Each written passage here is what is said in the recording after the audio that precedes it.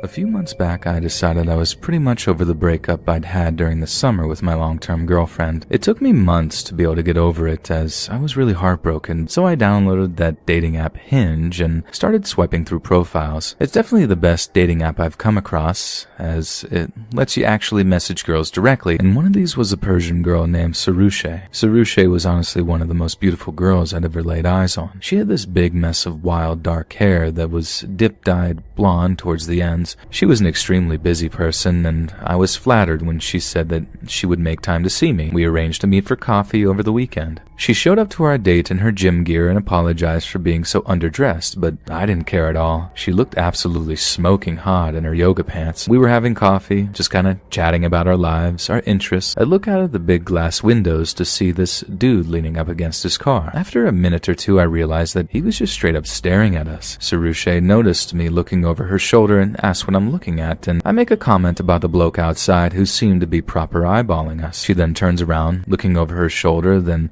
we have to leave, now. Why? Do you know that fella? And she denies knowing him, but I'm not a dope. I knew what the score was, like straight away. Figured all he'd do was follow us to try and be intimidating or something, but I never imagined he'd actually lay hands on me, and the way that he did it absolutely scared the soil out of me. When the guy cornered me, grabbed me by the throat, and started pushing me backwards so my back was leaning over the rails. I tried to get him off, but this bloke was an absolute unit, and as much as I tried, there was no getting him off of me. The whole time he's threatening me, telling me to leave Sarushe alone, all this big macho masculine stuff. Sarushe is smacking him around the head, telling him to get off me, and all the while I'm thinking, if I go over the edge here, I'm a dead man. He didn't throw me over the railings, he just sort of backed off and headed back the way that he'd come after he'd blown off a little bit of steam.